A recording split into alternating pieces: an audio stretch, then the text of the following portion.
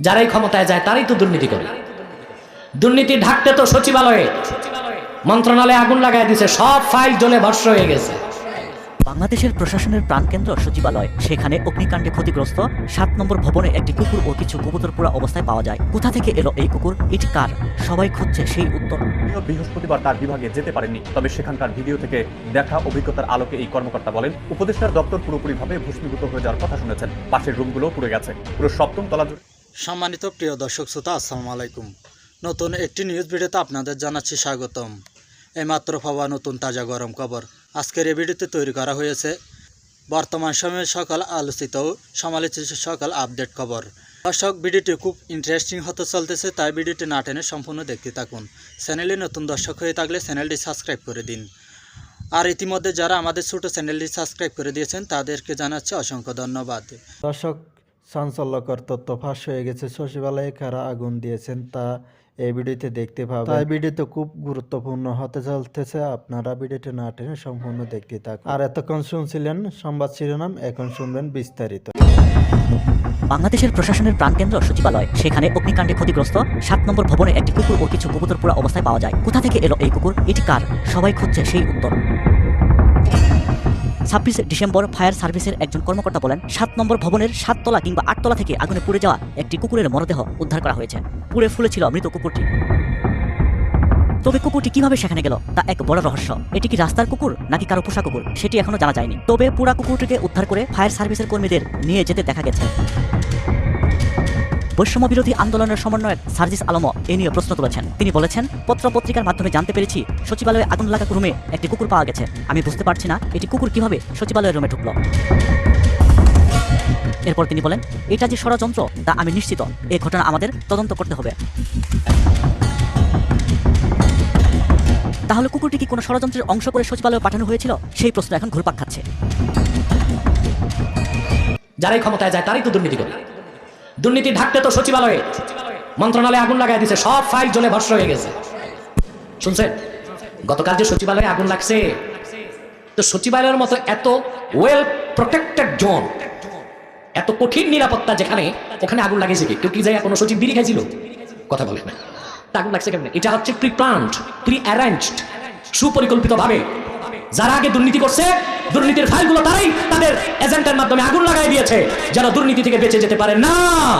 দেশবাসী মাফ করবে না, কোন দুর্নীতিবাজকে বাংলাদেশে জায়গা দেওয়া হবে না। এরা আমানতের খেয়ানত করে না? কথা বলে রাষ্ট্র সম্পদ তছরুফ করে না? যখন কথা বলে মিথ্যা বলে। এমপিরা আপনাদের কাছে ভাষণ দিতে এসে কি বলে, ভাই সব আমি তো বাল বাচ্চা সংসার সব বাদ দিয়েছি আপনাদের জন্য, জনসেবা করি, পেট সেবা করে। কি করে? পেট সেবা করে। তো কথা মিথ্যা বলে না? এই যে আমাদের বিশেষ অতিথি রাজীব সাহেব বলে গেছে, কিছু দুর্নীতিবাজ নারায়ণগঞ্জকে কলঙ্কিত করছে সারা বাংলাদেশে। চুরি চামারি দুর্নীতি কিছুই বাদ দেয় নাই, বলতো 70 রাকাত তাহাজ্জুদ পড়ে। আর আমি দেখছি নামাজ চলাকালীন সে সিগারেট খায়। ফরজ নামাজ যে পড়ে না, ও 70 রাকাত তাহাজ্জুদ পড়ে, তাও কি বিশ্বাসযোগ্য কথা? এখন কই যে খবর নাই। জালেমকে আল্লাহ তাআলা ছাড় দেন, ছেড়ে দেন না, ছেড়ে দেন। 3 নাম্বার, এরা যখন ওয়াদা করে বরখেলাফ করে। কি করে? ওয়াদা করে আপনাদেরকে, ভাই সব আমাকে নির্বাচিত করুন, পুকুরগুলো মাছ দিয়ে ভরে দিব, গোলাগুলো ধানে। 3 বেলা আপনাদেরকে সোনার চামচে রূপার বাটিতে দুধ ভাত খাওয়াবো। পাস করার পর দেখা যায় ছাইমাটিও নাই, সব নিজেই খায়। কথা বলে কি করে? ওয়াদা ভঙ্গ করে। 4 নাম্বার, ওয়াইদা খাসামা ফাজারা, বাক বিতণ্ডা যখন করে, অশ্লীল গালিগালাজ করে। আপনারা দেখছেন সংসদে 1 এমপি আরেক এমপির 14 গোষ্ঠীকে উদ্ধার করে। তা মুনাফিকের 4টা বৈশিষ্ট্য পাওয়া যায়, সব রাজনীতিবিদ না, অধিকাংশ রাজনীতিবিদের মধ্যে, ঠিক কিনা বলেন? সেই জন্য বাংলাদেশের কোনো পরিবর্তন হচ্ছে না। যেদিন রাষ্ট্র পরিচালনায় ইমানদার, আল্লাহওয়ালা, নামাজি, হালালখোরদেরকে বেশি পাঠাতে পারবেন, সেদিন বাংলাদেশ পরিবর্তন হবে। এর আগে একবার স্বাধীন করছেন, 3 বার হয়েছে স্বাধীন। 47-এ, 71-এ, কেউ বলে 75-এ, আবার 2024-এ। এই 70 বার স্বাধীন করলে কাজ হবে না। সেট আপ চেঞ্জ হবে, পলিসি চেঞ্জ না করলে কোনো লাভ। প্রায় 5টি মন্ত্রণালয়ের নথি পড়ে গেছে। মুখ্য সচিবেরও প্রাথমিক সম্পৃক্ততার প্রমাণ পাওয়া গেছে।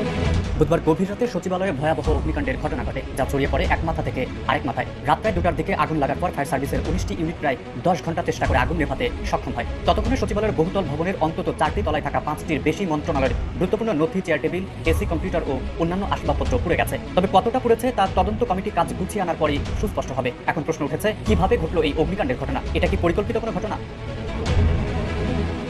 আগুন লাগা 7 নম্বর ভবনের 9ম তলার পুরোটা জুড়ে রয়েছে সড়ক পরিবহন ও মহাসড়ক বিভাগের দপ্তর। আগুনে এই দপ্তরের পূর্ব পশ্চিমমুখী করিডোর পুরোপুরিভাবে ভস্মীভূত হয়ে গেছে। ফায়ার সার্ভিসের কর্মীদের একটি ভিডিওতে দেখা যায় করিডোরের উত্তর ও দক্ষিণ পাশের রুমগুলোর কোনটি পুরোপুরি আবার কোনটি আংশিক ভস্মীভূত হয়েছে।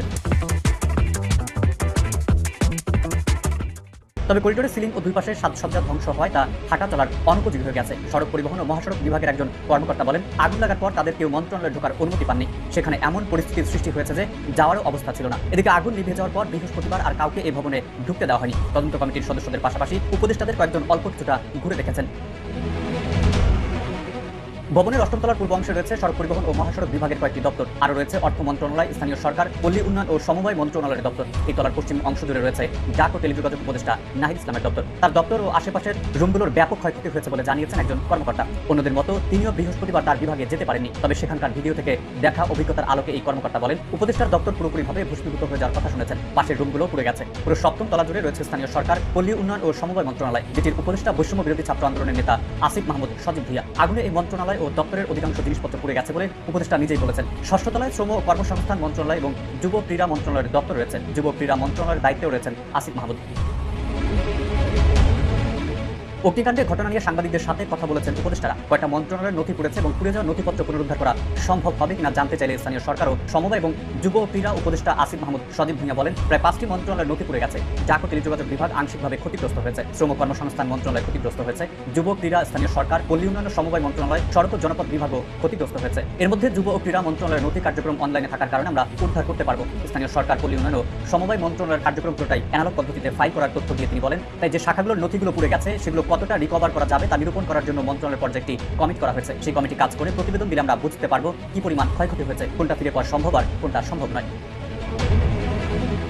সাংবাদিকদের সাথে কথা বলার সময় উপদেষ্টা আসিফ মাহমুদ জানান, স্থানীয় সরকার বিভাগে আমি দায়িত্ব নেওয়ার পর আমরা কিছু অর্থনৈতিক অসঙ্গতি লক্ষ্য করেছি। পিরোজপুর জেলায় বিভিন্ন প্রকল্পের যে বরাদ্দ দেওয়া হতো সেখানকার পিডি সহ সেখানকার সংশ্লিষ্টদের মধ্যে আমরা অর্থ লোপাটের একটি প্রাথমিক প্রমাণ পেয়েছি। এর সাথে সাবেক মুখ্য সচিবের জড়িত থাকার প্রাথমিক প্রমাণ পাওয়া গিয়েছে। সেটার বিস্তারিত তদন্ত এখনো চলমান। যেহেতু এই অর্থ লোপাটের ঘটনা পিরোজপুরে ঘটেছে, তাই আমরা সেখান থেকে ফাইলগুলো উদ্ধার করতে পারবো। এখন আমাদের তদন্ত কর্মকর্তারা পিরোজপুরে অবস্থান করছেন। এদিকে অগ্নিকাণ্ডের ঘটনার বিষয়ে ফায়ার সার্ভিস জানিয়েছে, ভবনটির 6ষ্ঠ, 7ম, 8ম এবং 9ম এই 4 তলা আগুনে ক্ষতিগ্রস্ত হয়েছে। এর মধ্যে 8ম ও 9ম তলায় ক্ষতি হয়েছে বেশি। সেখানকার অধিকাংশ নথি